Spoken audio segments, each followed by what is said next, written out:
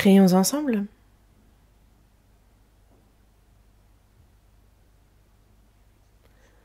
Dis notre Père, toi qui nous aimes, toi qui es miséricordieux.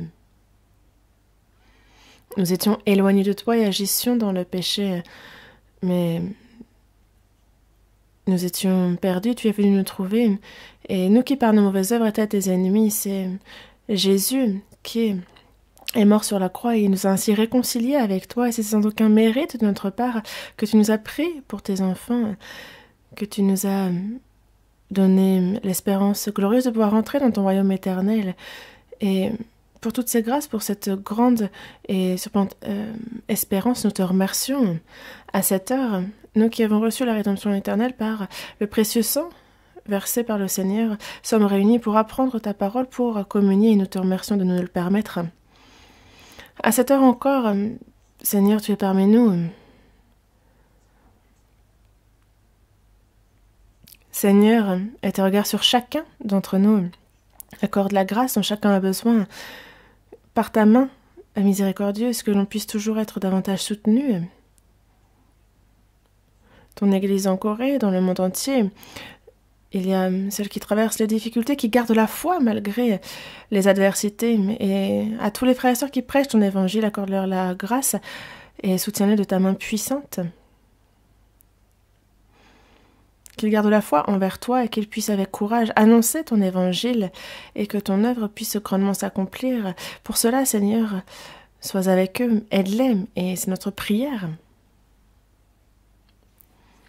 À ceux qui sont dans la maladie, à ceux qui sont faibles, ceux qui dans leur cœur sont tombés dans la tentation, accorde-leur la grâce qui leur convient et qu'aucun ne chancelle, soutiens chacun d'eux pour cela.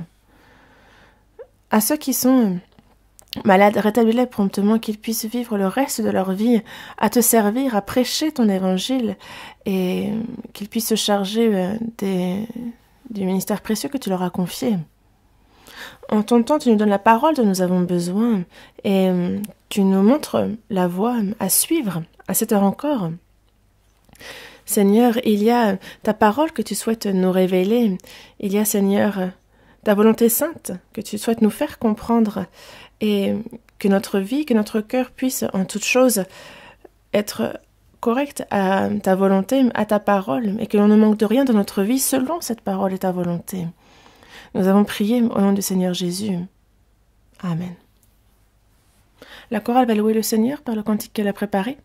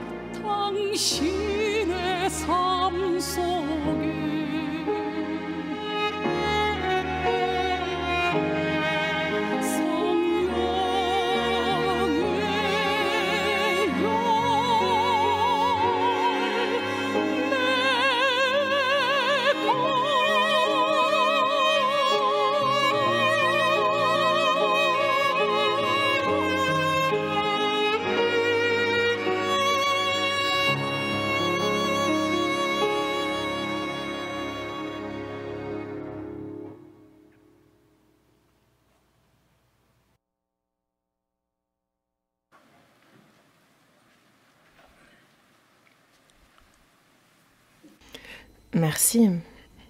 Un cantique sur le fruit de l'esprit. Merci d'avoir chanté ce cantique. Ouvrons la Bible, Épître aux Galates, chapitre 5.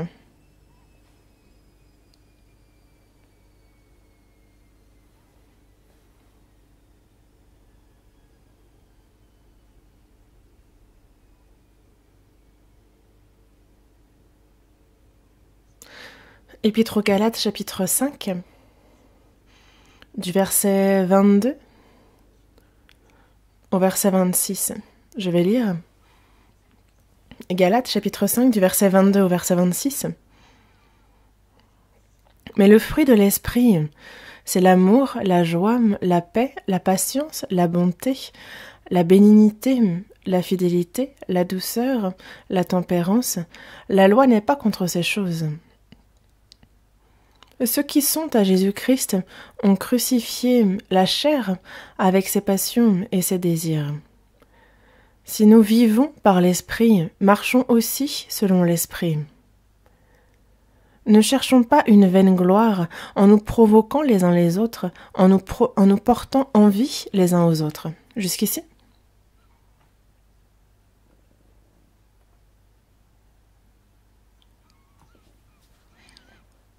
Le dimanche matin, je continue de vous parler du fruit de l'esprit.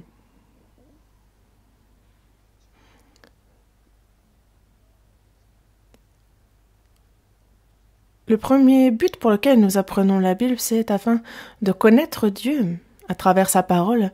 Dans l'Évangile selon Jean, chapitre 1, verset 1, il est dit « Au commencement était la parole, et la parole était avec Dieu, et la parole était Dieu. » Pourquoi ?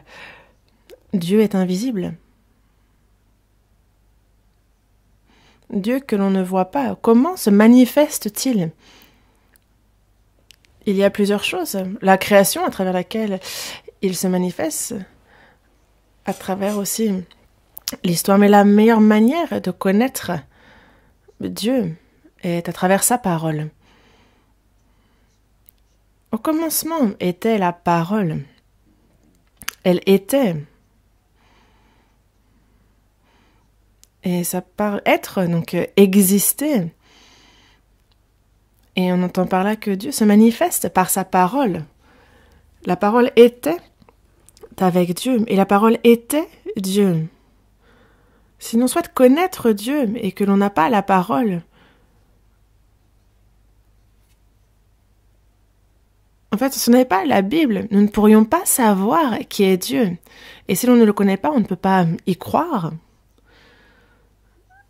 Croire sans connaître, c'est de la superstition, c'est de l'idolâtrie, c'est être aveugle.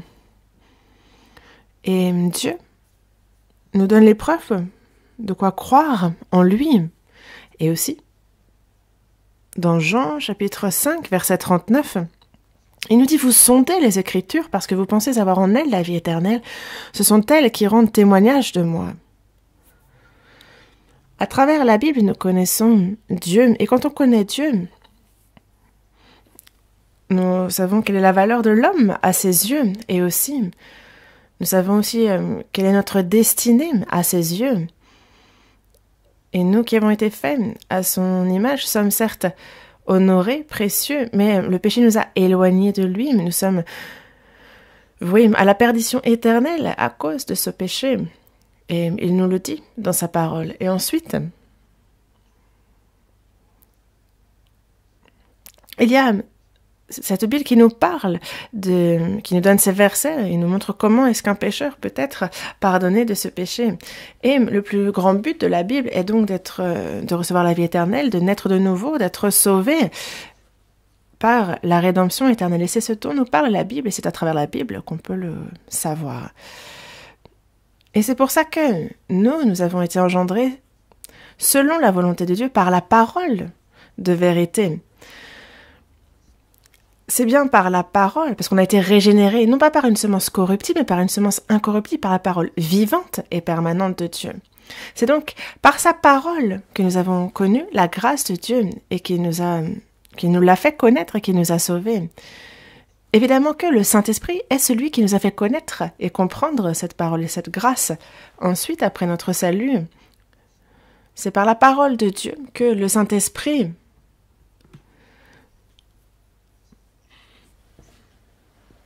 fait que nous qui sommes habitués dans notre vie à vivre selon notre nature pécheresse, selon le péché, le Saint-Esprit, petit à petit, nous transforme. Ainsi,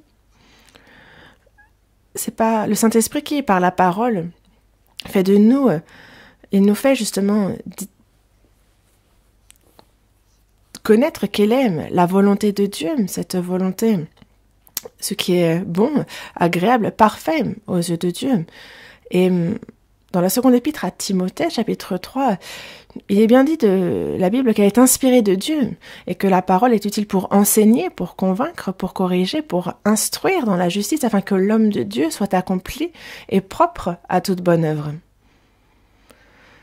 Toute écriture est inspirée de Dieu. Ce n'est pas l'homme qui en est l'auteur, mais c'est inspiré de Dieu qu'ils ont reçu cette parole de Dieu et qu'ils l'ont retranscrite, mise sur papier.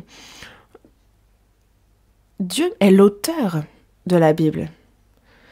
Mais il y a ce qu'on peut appeler ceux qui l'ont retranscrite, ceux qui l'ont mise sur papier. Et Dieu disait, écris ceci, et les hommes écrivaient. Mais toute écriture est inspirée de Dieu. Et par cette parole, ces écritures, nous pouvons connaître Dieu, connaître sa grâce et y croire. Et aussi, elle est là pour enseigner, pour nous faire connaître Dieu. Et nous sommes donc enseignés par ces paroles, par ces versets qui nous montrent quel changement nous devons connaître dans notre vie. Et c'est aussi pour convaincre, pour corriger. Convaincre, corriger. Et c'est vrai qu'à la lumière de la parole, nous voyons ce qui ne va pas dans notre vie, mais cette parole nous reproche telle et telle chose. Elle pointe du doigt des choses à corriger. Non seulement elle ne fait pas seulement nous convaincre des torts que nous avons, mais en plus, elle nous corrige, parce que s'il n'y a que des reproches, comment peut-on faire? Non. Le Saint-Esprit nous transforme petit à petit, il nous corrige, et ensuite, l'Écriture nous instruit dans la justice et nous fait connaître la volonté de Dieu, et nous permet de vivre, et nous éduque afin que l'on puisse bien vivre en Dieu dans ce monde. Le but de l'éducation est de faire des hommes, n'est-ce pas? Mais il arrive que certaines personnes soient pourtant très éduquées, mais qu'ils aient une fâcheuse personnalité. Et que dit-on de ces personnes? On les dit ignares. On peut très bien être diplômé, avoir un master et un doctorat. On a l'impression que cette personne est bien éduquée, mais si cette personne n'a pas de bonnes manières, ou si elle a une fâcheuse personnalité, alors on dit de cette personne que c'est vraiment quelqu'un de mal élevé, quelqu'un qui est mal poli. Alors qu'une personne qui n'aura peut-être pas les diplômes, mais dont la personnalité est vraiment excellente, on dit de cette personne que elle sait ce qu'elle doit savoir. Et ce ne sont pas des choses que l'on apprend forcément à l'école. C'est pour cela que les anciens, ceux qui ont déjà vécu de bonnes années, en fait, ils ont vu, entendu ce qui est bon, ce qui l'est moins. Et c'est d'eux qu'on apprend aussi au final. Et nous, à travers la Bible,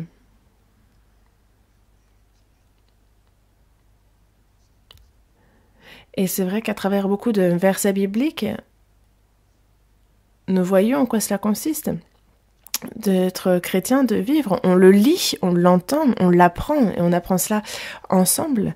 Et donc, toute écriture est utile pour enseigner, pour convaincre, pour corriger, et pour instruire dans la justice, car nous ne sommes pas seulement sauvés, mais c'est afin que l'on ait la personnalité de Christ, que l'on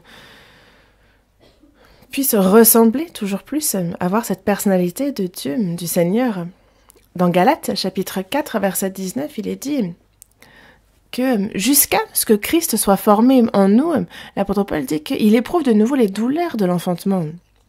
Les parents mettent au monde l'enfant et ils se donnent encore pour l'éduquer, pour le faire grandir, pour l'instruire. Et c'est l'histoire de toute une vie. Les enfants, eux, la Bible en parle comme étant le fruit d'un couple. Et c'est comme tous les fruits des arbres de ce monde, quand on les cultive, il y a peut-être du fruit qui est porté, mais il faut attendre maturité du fruit, car si on le prend alors qu'il n'est pas encore mûr, on ne peut pas le manger. Et c'est comme il nous faut un fruit qui soit aussi attirant, et pour ça qu'il faut qu'il soit mûr. Et c'est comme les enfants sont le fruit des parents aussi. Et les éduquer afin qu'ils puissent être matures, qu'ils puissent être sujets à compliments, et que à travers cela, les parents sont aussi complimentés, disant « Ah, vous avez vraiment un fils remarquable, votre fils est excellent, vous avez vraiment bien éduqué. » Mais dans tous les cas, Dieu nous a sauvés, nous pécheurs. Mais il ne s'est pas contenté de cela. Et les chrétiens qu'il a sauvés, ceux qu'il a pris pour ses enfants petit à petit, il fait qu'ils puissent vivre comme il se doit, en tant qu'enfants de Dieu. Et dans ce monde, Jésus a bien dit, dans Jean chapitre 8, le peuple juif disait de Dieu qu'il était leur père. Et il leur a dit, non, vous avez pour père le diable. Pourquoi? Parce que vous voulez accomplir les désirs de votre père. En fait, lui est meurtrier dès le commencement, et vous voulez accomplir les désirs de votre père.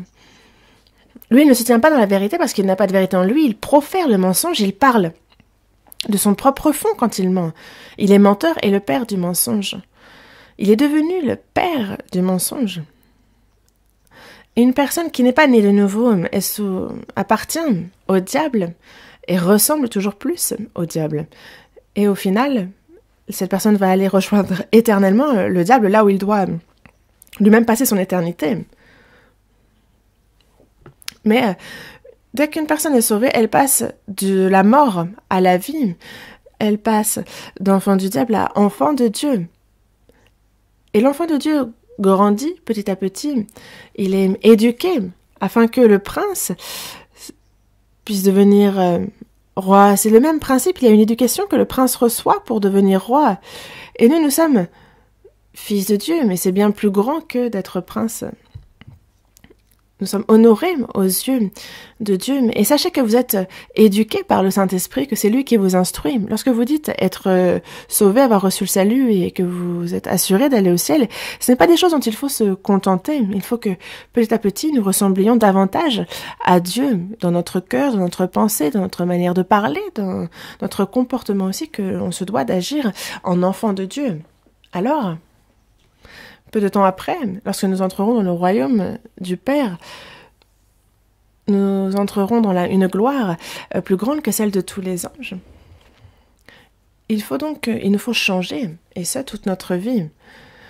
Il ne faut pas justement imiter ce monde, ce siècle, mais au contraire être transformé et discerner quelle est la volonté du Père, ce qui est bon, agréable et parfait. Et c'est réellement cela qu'il nous faut suivre dans notre vie.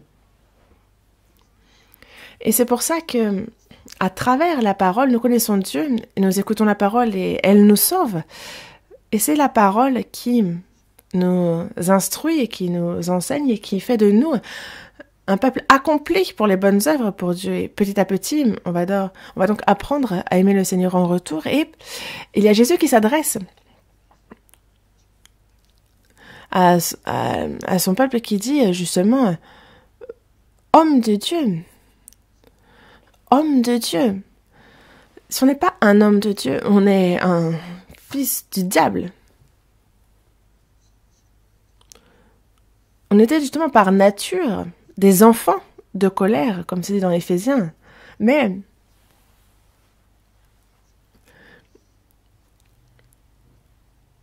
c'est vrai que homme de Dieu, comme l'apôtre Paul le dit à Timothée, Paul n'est pas marié, il n'a pas d'enfant, mais il a aimé Timothée comme son fils. Toi, homme de Dieu,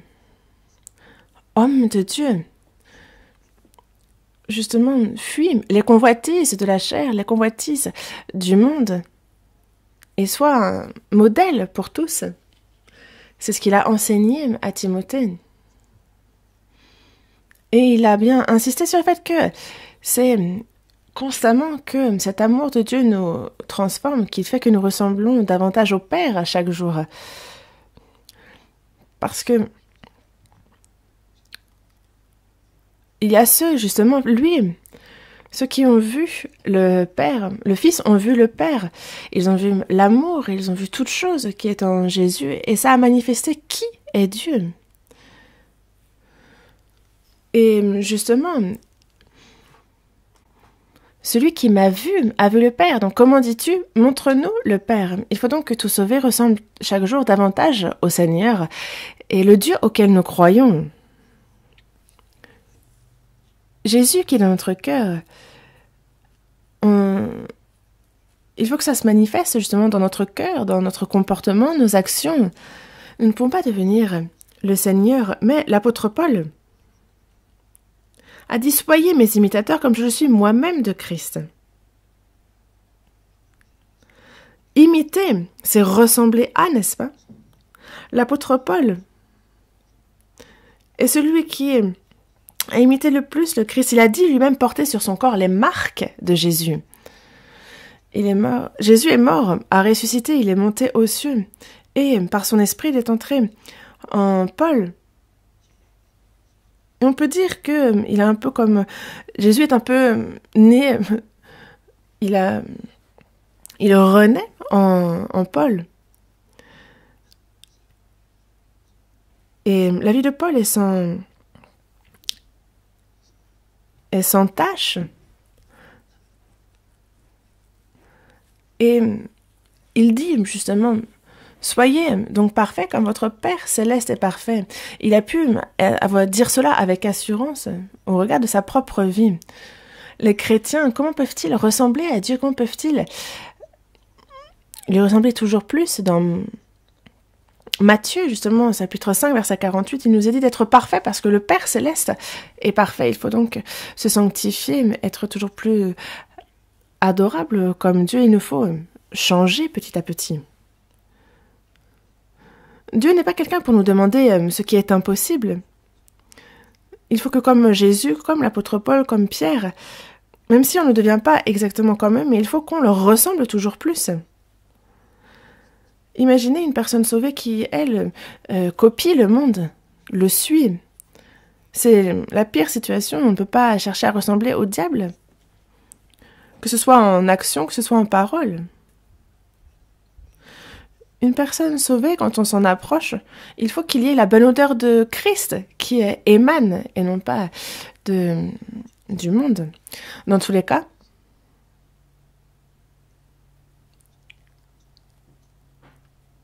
petit à petit, chaque jour nous ressemblons plus au Seigneur. Dans Romains chapitre 8, on parle de l'Esprit de Christ, on parle de l'Esprit de Dieu, on parle du Saint-Esprit, c'est un seul et même Esprit. Jésus est en nous et petit à petit, il nous fait lui ressembler et il nous fait porter du fruit. Le fruit de l'Esprit, on se dit, ah oui, bon, c'est écrit dans la Bible, mais comment est-ce que moi je pourrais tous les porter? Et le fait même d'être un pécheur et d'être sauvé, ça c'est un miracle, n'est-ce pas? Un pécheur qui devait aller en enfer est devenu enfant de Dieu. C'est un miracle, non? Non? C'est l'œuvre, c'est un chef-d'œuvre de Dieu. Un pécheur qui devait entrer dans la fosse de perdition éternelle a été aimé et gracié. Et c'est remarquable, il faut donc que notre vie change. Et évidemment que ce n'est pas par nos propres efforts. Le fait que les plantes portent des fruits, des feuilles, des fleurs, ce n'est pas volontaire, c'est Dieu qui a fait les choses ainsi. Et il nous a donné la vie. Et il nous transforme dans notre vie au quotidien. Et nous, que faut-il que nous fassions alors? Il nous suffit de continuer à apprendre la Bible, non pas seul, mais avec tous les saints, sauvés aussi. Et alors, sans même m'en rendre compte, j'aurais changé. Et un enfant, pour grandir et en bonne santé, il doit justement être allaité, il faut qu'il mange, il grandit. Il est éduqué en même temps, et donc il a sa personnalité qui se forme. Et nous, c'est au sein de l'Église que cela se passe. L'Église, le terme en soi, en grec, c'est ecclésia, qui signifie le troupeau séparé. Dans ce monde, tous les hommes se réunissent par groupe. Il y a les riches qui sont entre riches, ceux qui sont dans les affaires se réunissent entre hommes d'affaires. Il y a ceux qui dansent, qui se réunissent entre eux, ceux qui jouent au golf, qui se réunissent entre joueurs de golf. Les gangs entre gangs. C'est vraiment par groupe ainsi. Et nous, c'est le monde dans lequel nous vivions, mais c'est de cela dont nous avons été séparés. Et donc dans Jean, chapitre 15, il est bien dit, vous n'êtes pas du monde. Je vous ai choisi du milieu du monde. Et c'est pour ça que ecclésia, ce terme, est un troupeau séparé. Un troupeau séparé.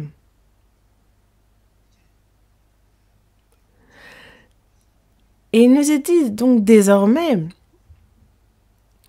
de se séparer, de ne pas toucher à ce qui est impur. Il nous a séparés, nous sommes un troupeau qu'il a saintement séparés. Et nous sommes faibles, seuls. Désormais, c'est ensemble. Le Seigneur est avec nous et c'est dans la communion, c'est au sein de cette communion qu'il agit. Mais il y a une chose qui m'inquiète en ce moment.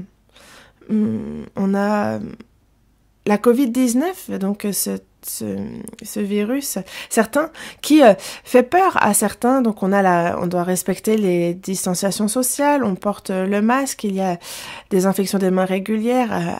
Au temple aussi, on ne se réunit pas aussi nombreux qu'on le voudrait. Et il arrive que l'on ne puisse pas non plus manger ensemble, mais en tous les cas, on est beaucoup restreint dans nos actions. Et même pour les chrétiens, c'est frustrant. On a envie de communier ensemble, on a envie de manger ensemble, mais on ne peut pas être proche pour discuter non plus, parce que il faut être proche pour discuter.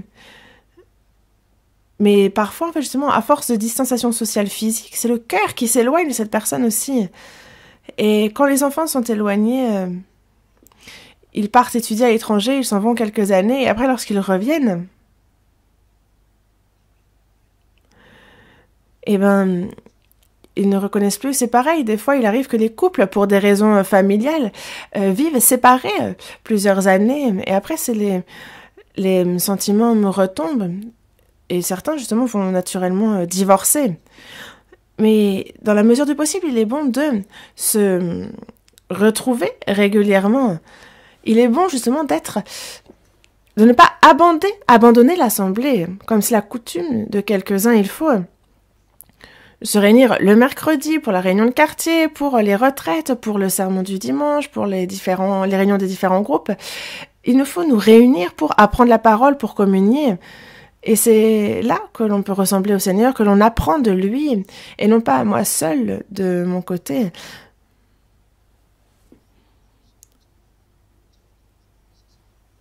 Sans l'Église, vraiment, non. Moi-même, j'ai reçu le salut, et durant 4 ans, en fait, il n'y avait personne pour m'enseigner, et j'étais avec mon petit baluchon, et je parcourais la Corée pour évangéliser, mais je n'étais pas instruit, et je faisais les choses seule. Mais ensuite, j'ai connu l'Église.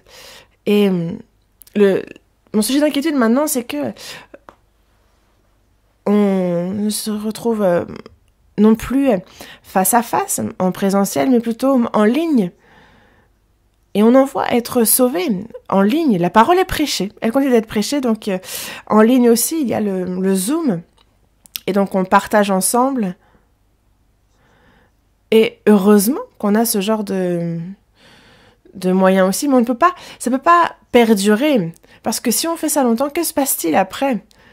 Alors on écoute, on reçoit la connaissance, Mais il faut qu'il y ait la communion pour véritablement comprendre. En fait, il y a se ressembler au Seigneur et c'est quelque chose qui se passe au sein de la communion. Et ça, si on le fait continuellement en ligne et que l'on n'est pas présent, en fait, déjà, ce sont deux choses très différentes. Et en ce moment, je me dis ça. À la télévision, on a... justement, à la télé, on peut voyager dans le monde entier, n'est-ce pas? On voit les recoins du monde entier. Quand je regarde la télévision, en fait, on a l'impression d'être en voyage. C'est comme un film. Et on se dit, oh, en fait, pourquoi dépenser tout son argent et perdre son temps à aller ici et là, alors qu'on peut voir ça à la télé? Mais en fait, est-ce que vous pensez que c'est la même chose que d'être sur place et de voir ça de ses propres yeux? C'est complètement différent. Je suis allée en mission en Afrique et il y a ce parc de Serengeti que je n'avais vu qu'à la télé, où il y a des lions, des girafes, des troupeaux de gnous. Mais de le voir de mes propres yeux, c'est particulier. On sort et on peut être mordu par le lion. En fait, quand on est sur place, c'est différent, vraiment. Et c'est le même principe. Quand on participe en ligne ou sur place, que ce soit pour l'apprentissage de la parole ou pour la communion, en fait, c'est différent. Par exemple, c'est comme là, ce sermon-là est retranscrit, il est en live. Pour toute la Corée ou pour ceux qui, à l'étranger aussi, voudraient écouter, tout le monde peut écouter en ligne ce sermon. Et c'est pour ça qu'on est à un peu de 280 églises dans le monde entier. Dans environ...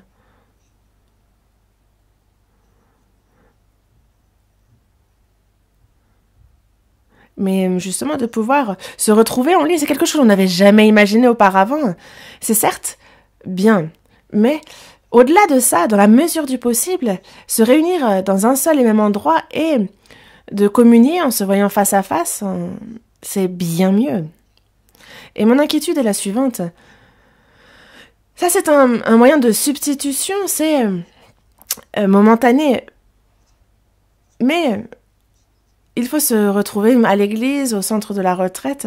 Et il y a ceux qui n'y sont plus habitués et ceux qui souffrent ici, un peu ici et là. Et par exemple, il y en a qui vont au centre de la retraite, ils viennent et ils font juste un petit tour.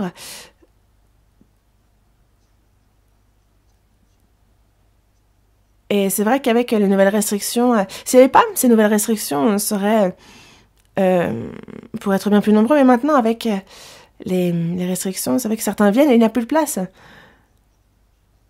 Certains disent, ah, depuis qu'on va plus à l'église, physiquement, c'est bien plus confortable au sens où je peux très bien me lever à la dernière minute, écouter allongé. En fait, pourquoi aller à l'église? C'est pas nécessaire, il n'y a pas besoin d'aller à la retraite. Bon. Il suffit d'écouter à la maison. Mais alors c'est grave ce qui peut se passer. C'est la foi qui se tord, on devient vraiment égoïste. Il faut se réunir, écouter ensemble, s'aimer les uns les autres, se servir les uns les autres, faire des efforts les uns pour les autres, prêcher l'évangile. Et c'est au milieu de cela que l'œuvre de Dieu s'accomplit. Et que nous ressemblons nous-mêmes davantage au Seigneur. Et il ne faut pas que ça traîne, il faut vite que ça s'arrête, en fait, parce que mon inquiétude, c'est de peur que certains s'habituent d'écouter à la maison et qu'ils rechignent à se retrouver sur place. Et je demanderai à ceux qui écoutent en ligne, justement, de se méfier, dans la mesure du possible, de venir écouter sur place. Et on entre dans cette ère du vivre avec le Covid, avec cette tendance à penser que la Covid-19, c'est une grippe, et donc il y a des vaccins contre la grippe qui préviennent toute contamination et qu'il suffit d'être prudent. Mais j'aimerais que l'on puisse vraiment se réunir de nouveau librement, que l'on participe ensemble tous à la retraite, Et alors, vraiment, non seulement il y aurait beaucoup de sauver, mais aussi ce serait très bon pour notre vie de foi. Parce que sinon, si on ne fait pas attention, en fait, on devient vraiment... mon inquiétude, c'est justement qu'on devienne un peu difforme spirituellement. Bon, je vous en ai parlé, mais c'est mon inquiétude. Mais on disait donc que toute écriture est utile pour enseigner, pour convaincre, pour corriger, pour instruire dans la justice, afin que l'homme de Dieu soit accompli et propre à toute bonne œuvre. Et donc, on avance petit à petit, et alors, on devient vraiment accompli et propre à toute bonne œuvre. Et donc, avant même de faire quoi que ce soit, il y a cette personnalité qui se forme. De nos jours, enfin, nous ne parlons pas politique, mais l'année prochaine, nous aurons donc un nouveau président. Et ce qui dirige ce pays, le gouvernement, en fait, il arrive que si le choix est mauvais, en fait, certains peuvent faire que le pays renaît et d'autres peuvent faire que cela conduit à la chute même d'un pays. Et nous, le pouvoir attribué, conféré au président est très grand et donc selon qui est au pouvoir, ça peut vraiment être inquiétant. Il y a des candidats qui sont potentiellement intéressants, mais je suis sceptique au sens de l'influence d'une personne sur un pays. Mais ceux qui sont candidats à la présidentielle, justement, en fait, s'attaquent les uns aux autres et justement, en fait, nous, notre question est de savoir quelle est la personnalité de cette personne. Est-ce que cette personne a la personnalité pour être président? Dans le passé, en fait, on le voit. Il y a, certes, tout le monde fait de bonnes choses et fait aussi des erreurs. Le tout est de savoir comment rebondir. Le président Lincoln aux États-Unis était vraiment un fervent chrétien. Après être devenu président, il a vraiment été remarquable et encore maintenant, beaucoup le respectent pour ça. Quand on regarde les présidents américains, il n'y a pas que lui. Truman aussi a été reconnu.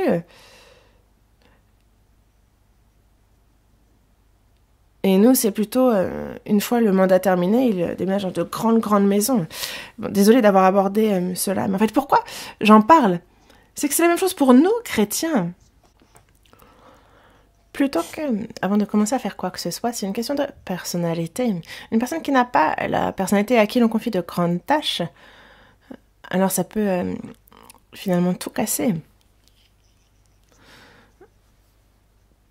Et c'est comme quelqu'un qui n'est pas encore roi, mais qui s'assoit sur le trône. C'est quelqu'un qui va détruire le royaume.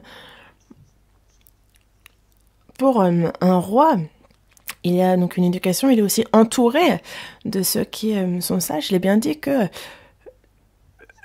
le sage s'empare des âmes. En fait, quoi que ce soit, quel que soit peu importe qui est le prochain président, s'il y a bien un souhait, en fait, au-delà de tout ça, c'est qui que ce soit, si ça pouvait être quelqu'un d'imposant, justement, de compétent, alors c'est vraiment ce genre de personne apparaît, alors tout le peuple le respecterait et ce serait bon pour le pays. Mais nous, en tant que chrétiens, avant de faire quoi que ce soit, il y a cette personnalité de chrétien qu'il nous faut avoir. Ceux qui évangélisent aussi. On n'évangélise pas parce qu'on est parfait, non. Toute personne qui évangélise est bonne dans certaines choses, moins dans d'autres. Et on le ressemble toujours davantage au Seigneur petit à petit. Et il faut justement, en tant que ce soit qu'on guide ou qu'on soit leader, il y a cette personnalité qu'il faut avoir. Et aussi à titre individuel. Avant de crier à je vais faire ci, je vais faire cela, il est important d'avoir cette personnalité et donc elle est utile pour enseigner, pour convaincre, pour corriger, pour instruire dans la justice afin que l'homme de Dieu soit accompli et propre à toute bonne œuvre. C'est de cette personnalité dont on parle. Il faut d'abord qu'il y ait justement cette personnalité de chrétien et ensuite les œuvres suivent. Parce que sinon, on fait quelque chose, alors c'est là que les problèmes surviennent. Et la personne va faire et va s'enorgueillir, va parler fort, va... Pourquoi? Parce que c'est quelque chose qui ne vient pas de cette personnalité de Christ qui s'est formée en elle. Et justement, le fruit de l'esprit, c'est... Et ces 9 aspects, c'est vraiment justement les aspects de notre personnalité, celles qu'il faut qu'on ait. Et c'est pour ça que je vous en parle encore et encore. Aujourd'hui, on aborde le 8e aspect déjà, qui est la douceur. C'est de ça dont j'aimerais vous parler. On a donc dans le fruit l'amour, la joie, la paix, la patience, la bonté, la douceur. Et en général, je faisais au moins 2 sermons sur un seul aspect, mais en fait, c'est trop important. Au point qu'un sermon ne suffit pas à expliquer justement chacun de ces points.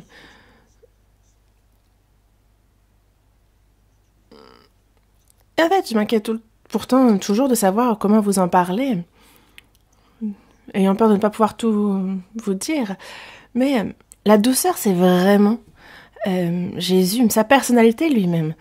Dans Matthieu, chapitre 11, verset 29, Jésus a bien dit être doux et humble de cœur. Il dit « Prenez mon joug sur vous et recevez mes instructions ». Jésus est doux et humble de cœur. Et les chrétiens qui sont sauvés, le Seigneur Jésus est mort à notre place, il nous a ainsi pardonné de nos péchés, il a ressuscité, il nous a donné la vie. Et l'Esprit de Christ est entré en nous, nous avons reçu sa vie, nous avons reçu son esprit. Et c'est son cœur qui s'accomplit en nous. Si on regarde dans Philippiens, chapitre 2, verset 5, il est dit « Ayez en vous les sentiments qui étaient en Jésus-Christ ». Si on a reçu la vie de Christ, il nous faut aussi avoir son cœur.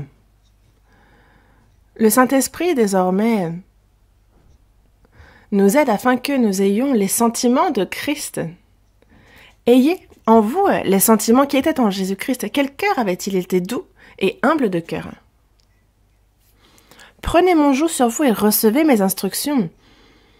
Apprendre du Seigneur Jésus, donc de la bonté, la douceur et l'humilité.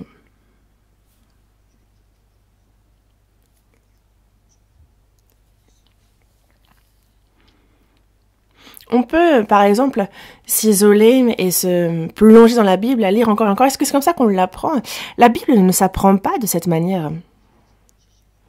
La connaissance de ce monde, on peut l'apprendre de manière intellectuelle, mais la Bible de Dieu doit être comprise par la conscience, c'est-à-dire que c'est au cœur de notre vie, on en fait l'expérience, on la vit chaque jour. Ça ne s'apprend pas comme ça.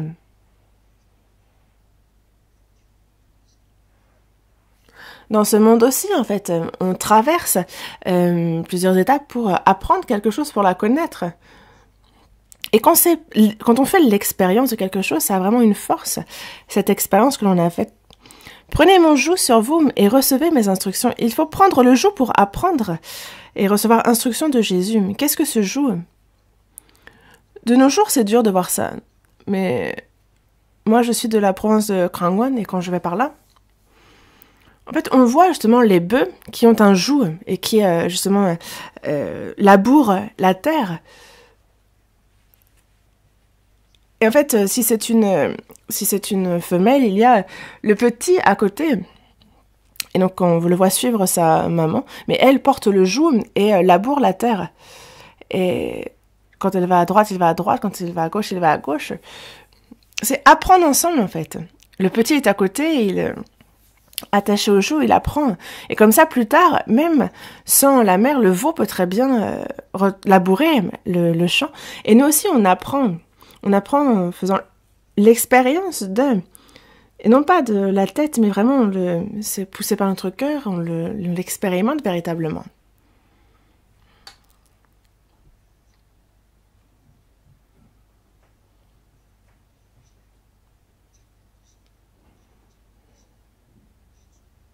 On peut bien faire des erreurs, mais il n'y a pas de problème. Simplement, on apprend ensuite comment il convient de faire. Et moi aussi, quand j'évangélise, des fois, quand je suis en entretien particulier avec telle ou telle personne, je, je me souviens, par exemple, la personne part et je me dis, ah, j'aurais pas dû lui dire ça, mais plutôt ça. C'est comme un médecin, il faut vite qu'il diagnostique quels sont les points du patient. Mais une fois que la personne est partie, c'est trop tard. Et c'est pour ça que moi aussi, après que la personne soit partie, je me dis, mon diagnostic n'a pas été bon. C'est ce que je me dis, ça me fait... Par exemple, ceux qui ont mal à la tête, si on a des migraines et qu'on donne quelque chose contre les maux d'estomac, ça ne va pas marcher. Ça ne colle pas. Et justement, la parole est vraiment un médicament pour l'âme qui permet de renaître. Il y a vraiment de bons points positifs, mais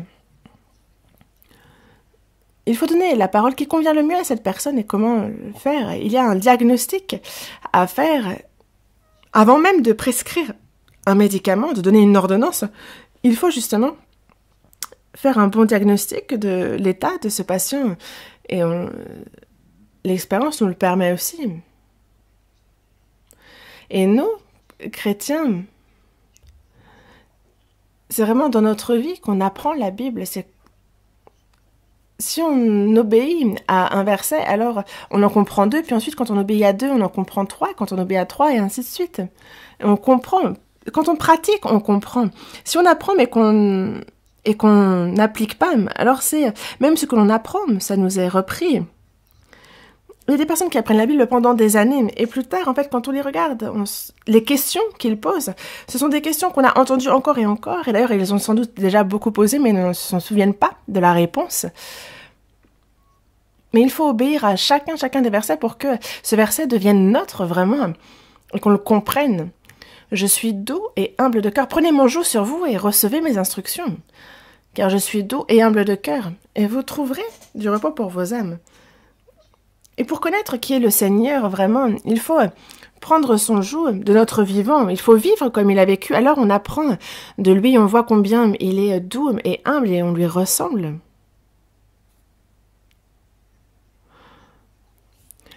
Alors, justement, vous trouverez du repos pour vos âmes. Et désormais, en fait, on ressemble au Seigneur. Et c'est pour ça que la douceur, l'humilité, c'est la définition même du caractère du Seigneur. C'est le cœur du Seigneur, ses sentiments, et il faut qu'on ait les mêmes.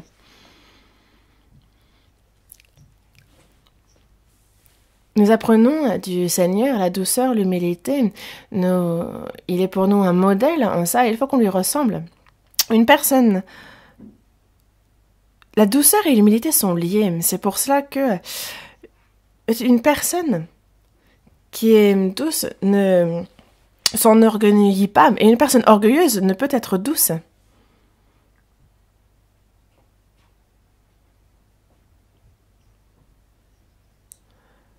Ce qu'on appelle l'humilité, en fait, c'est donc être doux, être humble, être gentil, être aimable, c'est ce genre de termes-là.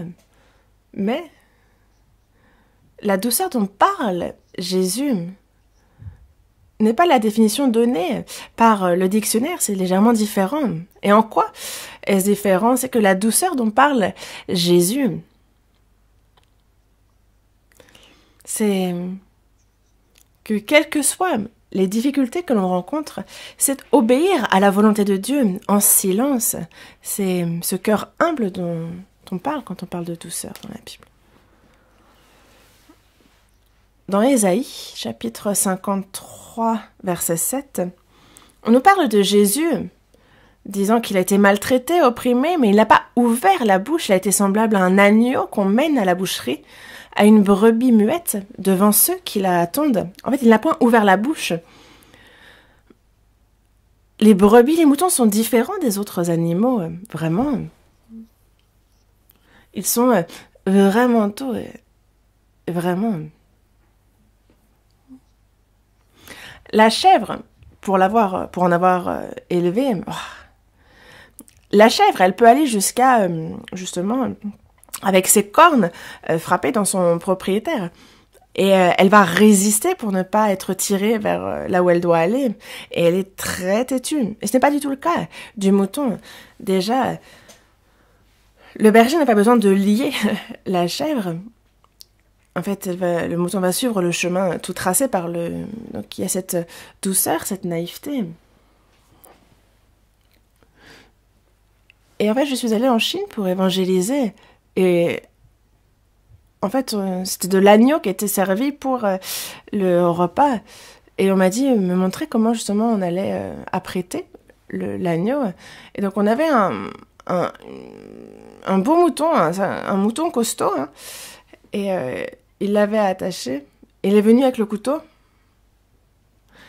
Et en fait, ils ont mis ce couteau sous la gorge de l'agneau et ont quitté. Enfin, c'était assez cruel. Mais en fait, si ça avait été un autre animal, alors ça aurait été un chaos total. Il aurait essayé de fuir, de s'échapper. Mais il a peut-être fait des petits... 2 fois et simplement il s'est tué. Et puis le sang s'est déversé de sa trachée. C'était fini. Et j'ai vu ça à plusieurs reprises. De comment on apprête le mouton. Et vraiment, la vache, elle, si elle est traînée à l'abattoir, elle va vraiment résister, elle va crier. Et en fait, justement, on frappe le nez avec un marteau. Je m'excuse de tenir ces propos, mais ce n'est pas le cas du tout du mouton. J'ai vu aussi des moutons être tondus en Australie. Et en fait, c'est une machine qui les rase, qui fait pshhh. Et un peu comme nous, quand on se rasait la tête auparavant. Et donc, en fait, ça rase. Et des fois, avec un mauvais mouvement, il arrive que ça blesse et que le mouton saigne, mais il ne chouine pas. Il reste inerte jusqu'à ce que cette tonte soit finie. Et après, il est devenu tout nu. Et puis, il s'en va en gambadant. Et c'est vraiment comme, justement... c'est comme une brebis muette devant ceux qui la tondent. Il n'a point ouvert la bouche. Sachant pourtant qu'elles vont à l'abattoir, mais restant silencieux. Ça nous enseigne ici qui est Jésus, quel genre de personne il était. Il était comme une brebis muette devant ceux qui la tondent, comme un agneau qu'on mène à la boucherie, mais il n'a pas ouvert la bouche. La douceur consiste à, quelles que soient les difficultés que l'on rencontre, les tribulations, à rester silencieux et à obéir à la volonté de Dieu. C'est ce cœur-là qui est la douceur. C'est la douceur selon la Bible. Je suis doux et humble de cœur. Et justement, en fait, c'est de se soumettre, d'obéir jusqu'au bout. C'est comme à l'armée quand on a des supérieurs et de les saluer, d'être soumis à ses supérieurs. Jésus,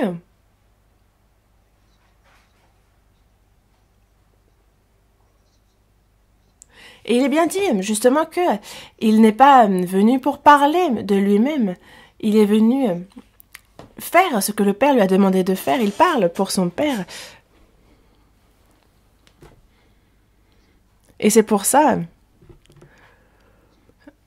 dans Philippiens, chapitre 2, il est dit justement d'avoir les sentiments de Christ. En fait, il est lui-même. Lui, en fait, il n'a pas... Jésus et Dieu sont égaux. Il faut avoir donc les sentiments qui est en Jésus-Christ, parce que Jésus-Christ, il a existé en forme de Dieu. Il n'a pas regardé comme une proie arrachée d'être égal avec Dieu. Il s'est dépouillé lui-même. Il a pris une forme de serviteur, il est devenu semblable aux hommes. Il s'est humilié. Il est devenu semblable aux hommes, et il a paru comme un simple homme. Il s'est humilié lui-même, se rendant obéissant jusqu'à la mort, même jusqu'à la mort de la croix. Il s'est rendu obéissant jusqu'à quand? Jusqu'au bout, jusqu'à la mort. Avant même d'accomplir l'œuvre du salut, il a été complètement obéissant, il s'est complètement soumis à celui qui l'avait envoyé. Dans Matthieu chapitre 26, verset 39, Jésus, la veille d'être crucifié, le soir, Jésus s'adresse au Père et il dit « Mon Père, s'il est possible que cette coupe s'éloigne de moi, toutefois, non pas ce que je veux, mais ce que tu veux. Non pas ce que je veux, mais ce que tu veux. Que la volonté du Père soit faite. » Il y a cette coupe, la coupe du jugement, de la fureur de Dieu, remplie de la punition qui est réservée à l'homme pour ses péchés. Mais il a cette chair qui ne veut pas souffrir, cette honte qu'il doit connaître, cette souffrance, cette douleur extrême qu'il doit connaître, et le corps de Jésus ne veut pas.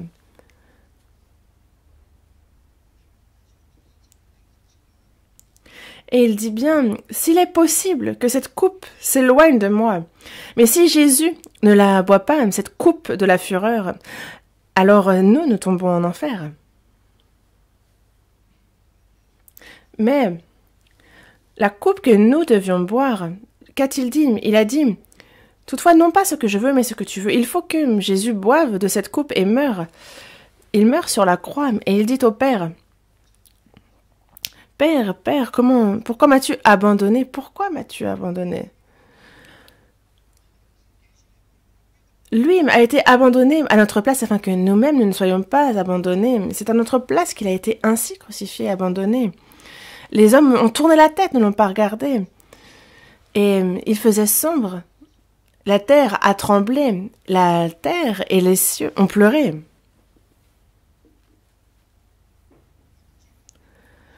Toutefois, non pas ce que je veux, mais ce que tu veux, que la volonté du Père soit faite. Il s'est complètement soumis à la volonté du Père, et c'est ça l'humilité. Vous savez ce que c'est? L'humilité, c'est ça. L'humilité devant Dieu et l'humilité devant les hommes. Dans Philippiens chapitre 2 verset 3, il est dit de ne rien faire par esprit de parti ou par vaine gloire, mais que l'humilité justement nous fasse regarder les autres comme étant au-dessus de nous-mêmes. Et c'est vraiment afin de regarder les autres comme étant au-dessus de nous-mêmes. Moi, justement, je m'abaisse et j'élève les autres. C'est ça l'humilité. L'orgueil, c'est chercher justement à s'élever davantage par rapport à soi-même et par rapport aux autres. Et c'est pour ça que lui était vraiment soumis, il a obéi à Dieu. Et en cela, il est obéissant. Et il est doux et humble de cœur. Et c'est ça qu'il nous faut apprendre du Seigneur. Nous apprenons de lui.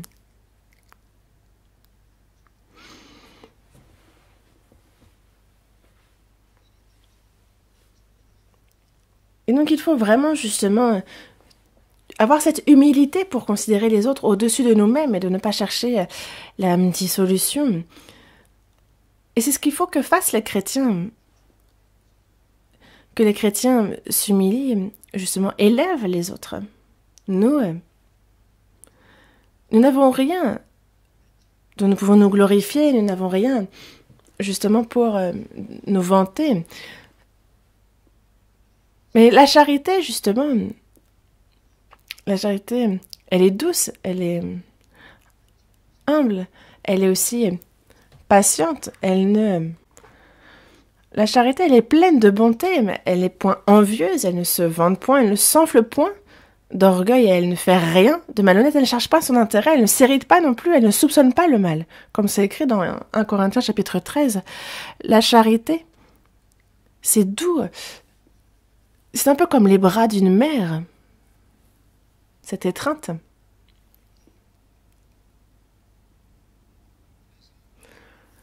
Et c'est pour ça que la douceur et l'humilité, les posséder, c'est ressembler au Seigneur. C'est en cela qu'on cherche à lui. Il faut que je fasse attention à ce que je dis.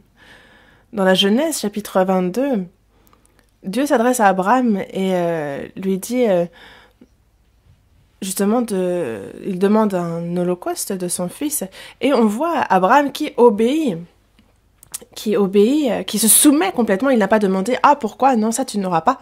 Non, il a alors que c'est à l'âge de 100 ans qu'il a eu Isaac son fils et donc il l'a attendu longtemps. Mais il l'a pris comme un mouton et il l'a sacrifié.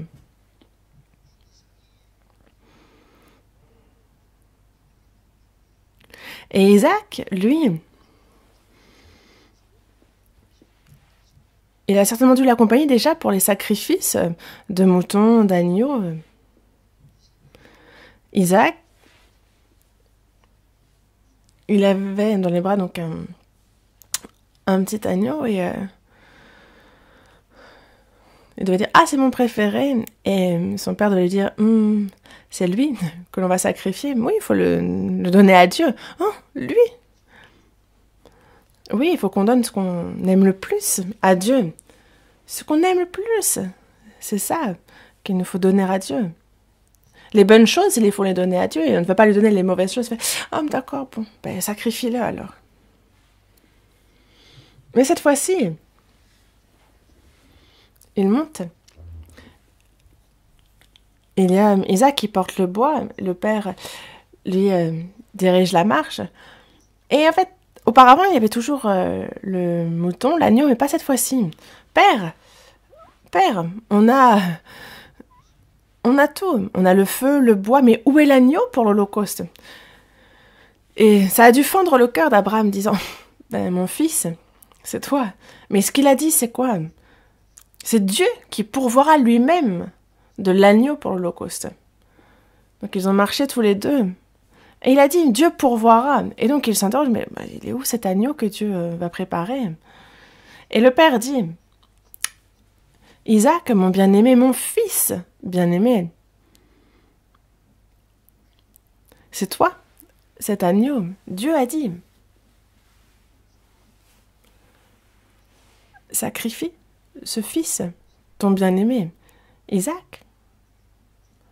Bon, d'accord. Allez-y, liez-moi. Il s'est allongé. Il a fermé les yeux.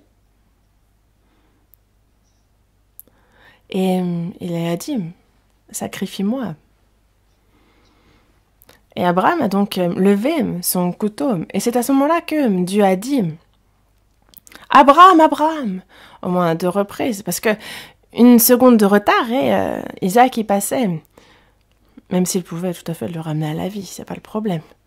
Mais en fait, je vous parle de ça parce que Isaac avait 13-14 ans, à ce moment-là, il devait être grand et avoir la force suffisamment de saisir son père, de lui dire « Mais tu es complètement fou !» S'il le voulait, il aurait très bien pu le faire. C'est moi que tu veux sacrifier, mais ça ne va pas se passer comme ça. Comment est-ce qu'Abraham aurait pu sacrifier son fils avec la force qu'il a, le forcer à le faire? Mais Isaac était comme un mouton, il dit Après, moi aussi, j'ai toujours donné ce que je préférais.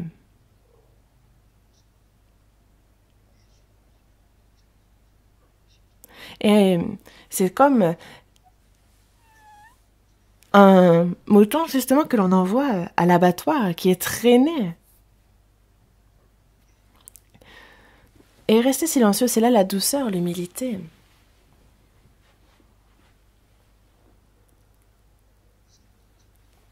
Isaac aussi, c'est en silence qu'il s'est offert un sacrifice. Jésus aussi, il s'est donné à Dieu comme la victime expiatoire, comme c'est toi. Dans Jean, chapitre 1, verset 29, il y a Jean-Baptiste qui dit bien, désignant Jésus, « Voici l'agneau de Dieu qui ôte le péché du monde. » Jésus était un agneau, un agneau.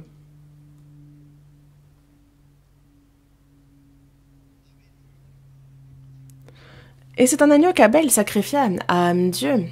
Et désormais, celui des véritables jours, c'est Jésus qui est l'agneau. Lui qui se livre pour nous. Voici l'agneau de Dieu qui ôte le péché du monde.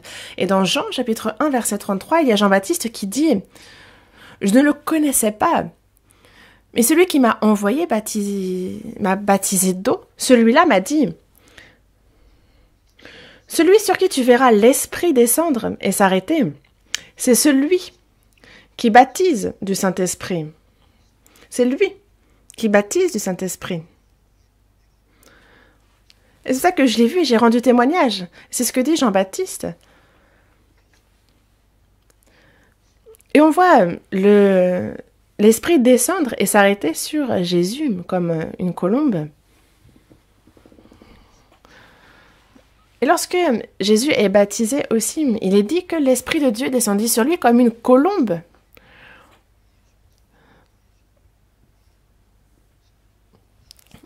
Et c'est vraiment cette colombe qui s'est manifestée sur Jésus. Et donc, il a bien su que Jésus est cet agneau. Il a rendu témoignage de l'agneau. Et nous aussi qui sommes sauvés, après notre salut, nous aussi, nous sommes non pas des chèvres, nous ne sommes pas des orang-outans, nous sommes un agneau dans le troupeau. Et on suit ce troupeau. Et nous sommes vraiment donc ces troupeaux que l'on paie, que l'on alimente. Il y a Jésus qui s'adresse à Pierre et qui lui dit « Paix, mes agneaux !» Les agneaux, les brebis que sont les saints de l'Église de Dieu. Mais où est le Saint-Esprit? Il est justement sur l'agneau. Qu'est-ce que je veux dire par là? C'est que nous aussi, il faut comme le Seigneur qui agit comme un agneau, que nous aussi, que ce soit les tribulations que l'on traverse, quelles que soient les difficultés auxquelles on fait face, que l'on soit insulté, qu'on nous écoute ou pas, il faut être silencieux et obéir. Les Juifs ont demandé à tuer Jésus qui n'avait commis aucun péché, ils ont hurlé pour ça. Pilate, lui, a fait qu'il soit crucifié, frappé. Il a demandé, il a fait tomber le verdict, la peine capitale pour Jésus. Et les soldats ont craché au visage de Jésus. Ils l'ont frappé, l'ont baffé de leurs mains, ils l'ont frappé avec des verges. Et ils l'ont frappé aussi à la tête, ils ont cogné sa tête, lui disant « Et si c'est bien toi, le Christ ?» Déjà, si c'est bien toi le Christ, tu devineras qui te frappe. Et en fait, ils ont tout essayé contre lui. Mais c'est à Dieu qu'ils s'en sont pris. C'est lui le Créateur, c'est lui le roi des rois. Et donc, pourtant, lui qui est sans péché, on lui a craché dessus. Et il a vraiment connu la honte, il s'est pourtant sacrifié malgré cela.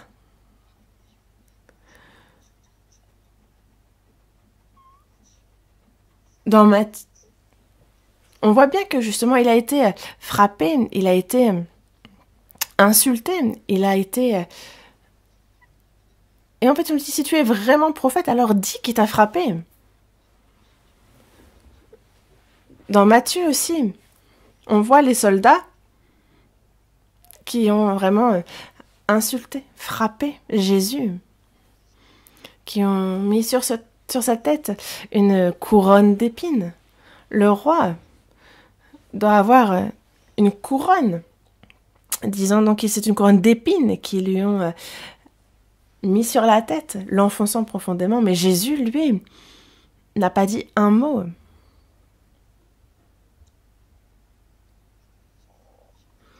Dans la première épître de Pierre, on voit que lui est le Fils. Et pourtant, en fait, justement, malgré le fait qu'il soit le Fils, il a appris, lui, par l'obéissance. Il est Fils, mais il a appris l'obéissance par les choses qu'il a souffertes. Il n'a pas été seulement obéissant en parole. Dieu n'a pas aimé seulement en parole non plus, il l'a aimé en allant jusqu'à ne pas épargner son Fils unique, il l'a livré. Il n'a pas épargné son propre Fils. Jésus a été livré pour nous. Il a été jusqu'à le livrer. Et Jésus est devenu accompli parfait en apprenant par l'obéissance. C'est lui qui s'est livré. C'est à travers l'obéissance, dans la souffrance, qu'il a pu être intègre. Lui est devenu Christ en se soumettant jusqu'à la mort.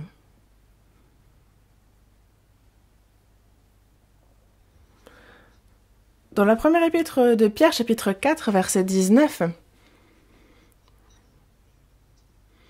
on dit que ceux qui souffrent selon la volonté de Dieu, ces moutons qui suivent le berger en silence,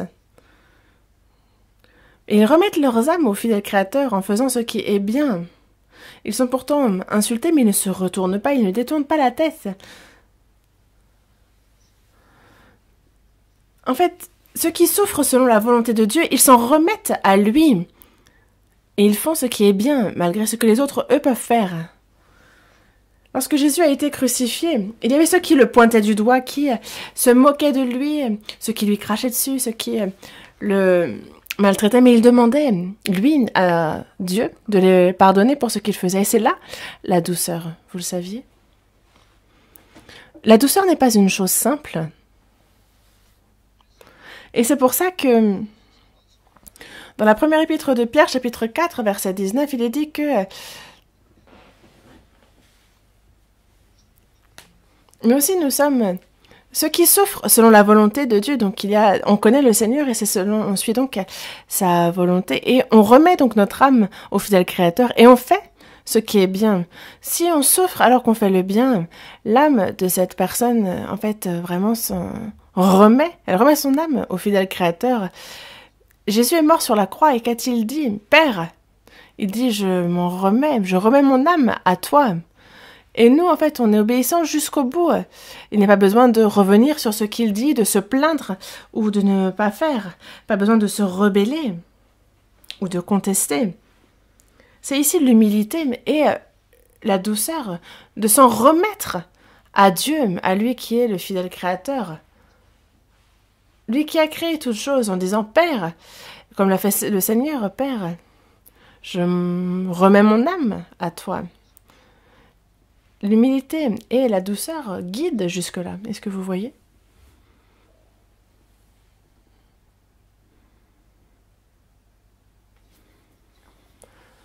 Parce que la charité, elle est patiente. Elle est pleine de bonté. La charité, elle n'est point envieuse. Elle est patiente. Pourquoi? Parce qu'il y a des choses à souffrir, il y a des choses à supporter. La charité ne se vante point, elle ne s'enfle point d'orgueil. De quoi peut-on se glorifier? Qu'avons-nous à nous vanter? Dans tous les cas, c'est la volonté de Dieu, même de souffrir. Dieu a ses yeux sur chacun, il le sait.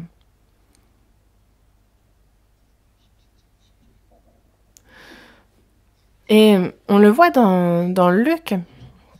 Il y avait un serviteur qui préparait le champ ou qui était berger. Et après, le serviteur arrive à la maison. Et en fait, il arrive à la maison et alors son maître lui dit « Approche vite et mets la table ».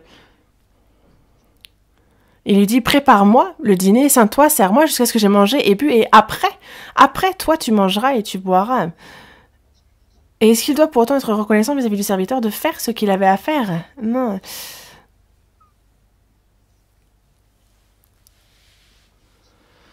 Est-ce qu'il lui a dit « Bon ben, repose-toi, mange ». Non, il lui dit non.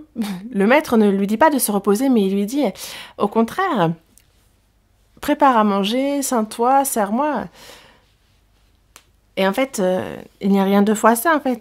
Après avoir fait tout ce qui nous a été ordonné, alors, dans Luc, chapitre 17, verset 10, c'est dit, vous de même, quand vous avez fait tout ce qui vous a été ordonné, dites, nous sommes des serviteurs inutiles, nous avons fait ce que nous devions faire. Nous sommes serviteurs. Et parce qu'on est serviteur, on fait ce qu'on fait. Un serviteur ne se plaint pas. qu'on le laisse vivre, qu'on le fasse mourir. Il fait selon la volonté du maître. Il n'a pas même de projet, il n'est pas entêté, il ne fait qu'obéir. Il est là et vit et existe pour le maître et donc le Seigneur. Et il dit, nous sommes des serviteurs inutiles, nous avons fait ce que nous devions faire. Je suis serviteur et j'ai fait ce qu'un serviteur devait faire.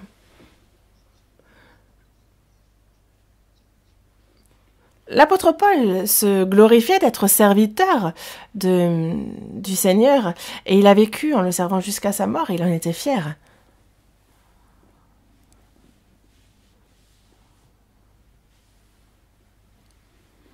Nous aussi, il faut le suivre.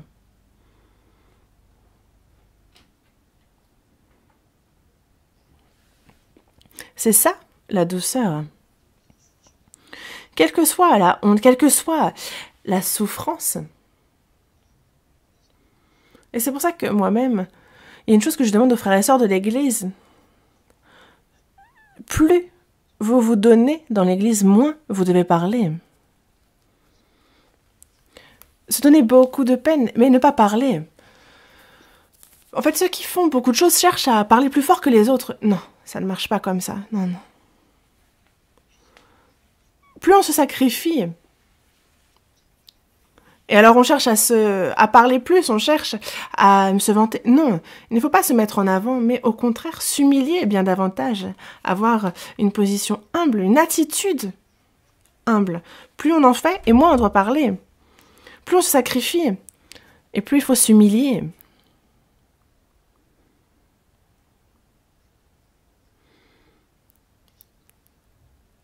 Beaucoup se sacrifier, beaucoup se donner, mais ne pas se vanter, ne pas chercher à se glorifier devant les autres, parce que c'est le risque que de se glorifier, parce que ça annulerait, ce serait vraiment un zéro pointé aux efforts fournis, mais ce n'est pas ce qu'il faut faire.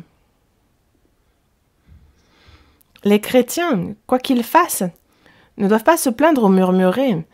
Quand on pense à la grâce du Seigneur Jésus qui est mort pour nous, alors quoi que nous fassions, est-ce que ça pourrait rendre même pas au centime de cette grâce que nous avons reçue? Nous le faisons pour le Seigneur qui nous a sauvés. Alors, il n'y a pas de quoi se glorifier, il n'y a pas de quoi se plaindre ou de devenir orgueilleux. Rien. Et c'est en silence qu'il faut vivre. Voyons dans Lamentation de Jérémie, chapitre 3. Lamentation de Jérémie, chapitre 3. C'est juste après Jérémie. J'ai Lamentation de Jérémie, chapitre 3. Verset 24. Lamentation de Jérémie, chapitre 3, du verset 24 au verset 28. Je lis. L'Éternel est mon partage, dit mon âme. C'est pourquoi je veux espérer en lui. L'Éternel a de la bonté pour qui espère en lui, pour l'âme qui le cherche. Il est bon d'attendre en silence le secours de l'Éternel. Il est bon pour l'homme de porter le joug dans sa jeunesse. Il se tiendra solitaire et silencieux, parce que l'Éternel le lui impose. L'Éternel est mon partage. C'est pourquoi je veux espérer en lui. Nous, on croit, on obéit. Et l'héritage, le partage des chrétiens, c'est l'Éternel. Nous espérons en lui. Et c'est pour ça que nous attendons en silence. Dans Matthieu chapitre 5, verset 5, il dit « Heureux les débonnaires, car ils hériteront la terre. » Les débonnaires, ceux qui sont doux, autrement traduit, ce monde, au contraire, justement, est pour les violents, ceux qui sont cruels, ceux qui se battent, ceux qui écrasent, ceux qui s'emparent des terres. Dans le psaume 37, verset 7, il est bien dit « Ne t'irrite pas contre celui qui réussit dans ses voies, contre l'homme qui vient à bout de ses mauvais desseins. Dans ce monde, il y a les hommes remplis de mauvais desseins qui cherchent à avoir autorité, pouvoir, puissance, à avoir plus que les autres, à posséder toujours plus. Il ne faut pas s'irriter contre ces gens-là. Ne pas les envier non plus, ne pas se plaindre. Il ne faut pas, justement, laisse la colère, abandonne la fureur. Ne t'irrite pas, ce serait faire le mal. Parce qu'après, ils disparaissent. Peu de temps après, ce sont ceux qui vont disparaître peu de temps après. Et vous voudriez vous irriter contre eux. Non. Heureux les débonnaires, car ils hériteront la terre. Quels sont les débonnaires? Ceux qui sont doux. Ceux qui sont doux sont ceux qui ont la promesse de Dieu. Ceux qui savent que cette terre est réservée au jugement lors du retour du Seigneur. Ils savent très bien qu'ils entrent dans le royaume éternel et durant le royaume de 1000 ans, il y aura ce nouveau cieux, cette nouvelle terre et qu'ils y régneront. Il y a donc une autre terre dont nous devons hériter et c'est en cela que l'on espère et c'est pour ça que l'on peut être silencieux. Il n'y a pas à s'irriter, pas à se plaindre, il n'y a pas à se disputer pour autant non plus.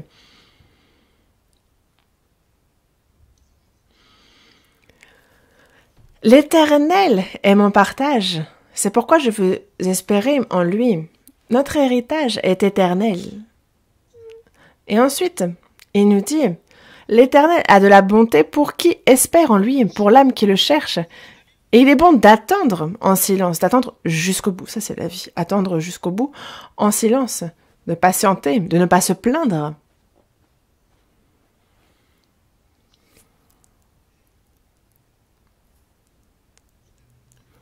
Il est bon d'attendre en silence le secours de l'Éternel.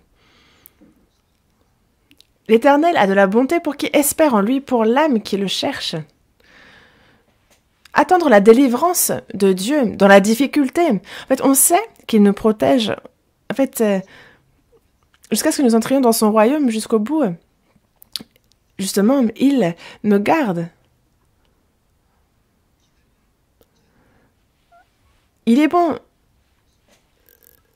Il a de la bonté pour ceux qui espèrent en lui, pour l'âme qui le cherche, et il est bon d'attendre en silence le secours de l'Éternel. Ne pas se plaindre, ne pas parler, ne pas se disputer.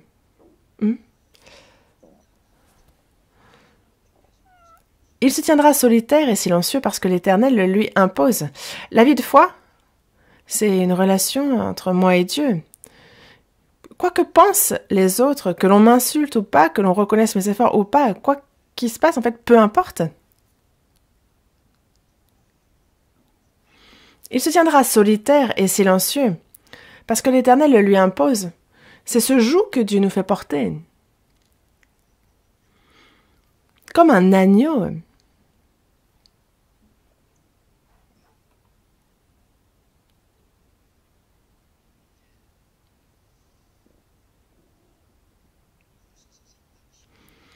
Dans Colossiens, chapitre 3, verset 12, on manque de temps, donc il serait mieux de chercher chacun des passages, mais par manque de temps, ce verset nous dit que, comme des élus de Dieu, il faut être saints et bien-aimés, il faut se revêtir d'entrailles, de miséricorde, de bonté, d'humilité, de douceur et de patience.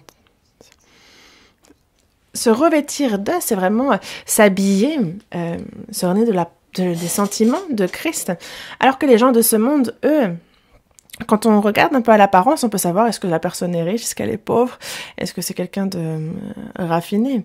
Mais c'est pas ainsi qu'on juge du chrétien. Et c'est pour ça que dans la première épître à Pierre, on parle du fait de ne pas s'orner, de ne pas s'orner de toutes ces choses de l'apparence, mais de s'orner de piété. Et donc que ce soit ici, comme il est décrit, des entrailles de miséricorde, de bonté, d'humilité, de douceur, de patience, d'avoir vraiment la même personnalité, les sentiments de Christ. Et on a donc la douceur. C'est tout ce qui constitue la personnalité de Jésus et c'est y ressembler. Dans la seconde épître à Timothée, chapitre 2, verset 4, il est dit qu'il ne faut pas qu'un serviteur du Seigneur ait des querelles. Il doit au contraire avoir de la condescence pour tous, être propre à enseigner et doué de patience. Ne vous querellez pas. Pourquoi se quereller? Pourquoi se disputer? Il n'y a rien à discuter, qui a tort, qui a raison, non. Si je dis juste ce que j'ai à dire, si je suis en silence, alors ça suffit. C'est moi qui ai raison, c'est toi qui as raison, se disputer, non. C'est vraiment, ça sort de l'orgueil qui est dans le cœur.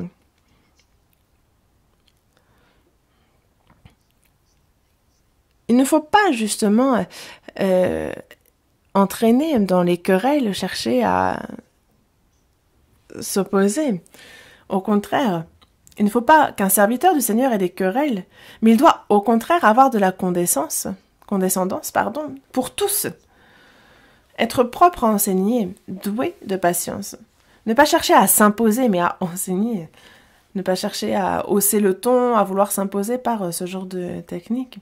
Est-ce que c'est comme ça qu'a fait le Seigneur? Est-ce que Jésus a fait ainsi? Jésus a lavé les pieds de ses disciples et il a dit « Regardez, j'ai lavé vos pieds. » Et il est bon que... C'est un exemple que je vous donne et il est bon que vous laviez les pieds des uns des autres. C'est un exemple que je vous montre afin que vous fassiez ce que je fais. Il a fait ce qu'un serviteur fait vis-à-vis de ses disciples. Il a même lavé les pieds de Judas Iscario.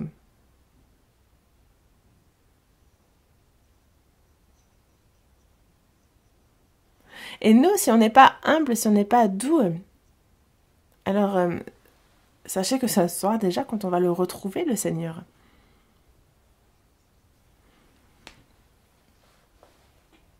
Il ne faut pas justement que... Il faut qu'on soit doux vis-à-vis des adversaires. Il faut que ce soit vraiment par de la miséricorde, la bonté, l'humilité, la douceur et la patience qu'on reprenne les autres, afin non pas qu'ils se mettent en colère, mais au contraire, qu'ils se repentent. Et c'est vraiment ça, en fait. On doit redresser avec douceur les adversaires, dans l'espérance que Dieu leur donnera la repentance pour arriver à la connaissance de la vérité. Vraiment, c'est avec douceur et respect, comme il nous dit dans la première épître de Pierre, chapitre 3, avec douceur et respect.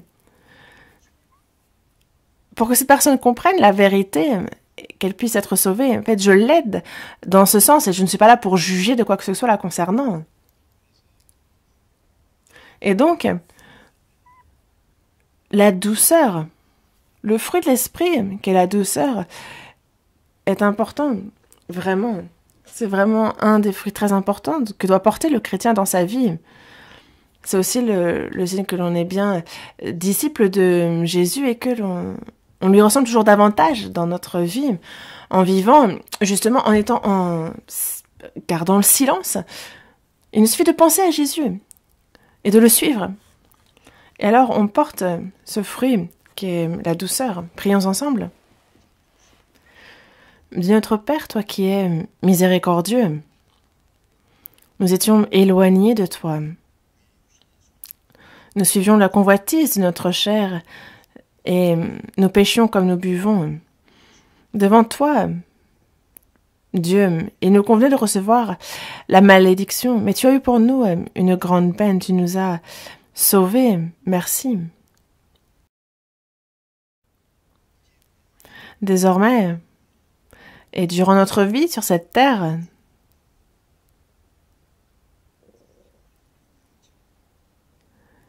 et que l'on puisse être comme ce mouton qui, en silence, sans un bruit, suit, même si c'est jusqu'à l'abattoir, jusqu'à se faire tondre, quelles que soient les tribulations, les épreuves auxquelles on fait face, que l'on puisse garder le silence, que l'on ne se dispute pas, qu'il n'y ait pas de querelle, mais que en silence nous puissions obéir, et que ta volonté, Seigneur, puisse s'accomplir, et que nous puissions devenir dignes aussi, et que comme un... Guide-nous afin que l'on soit vraiment comme un mouton, et que durant le reste de notre vie, mais jusqu'à ce que tu reviennes, tu puisses nous gouverner, nous diriger. Nous avons prié au nom du Seigneur Jésus. Amen.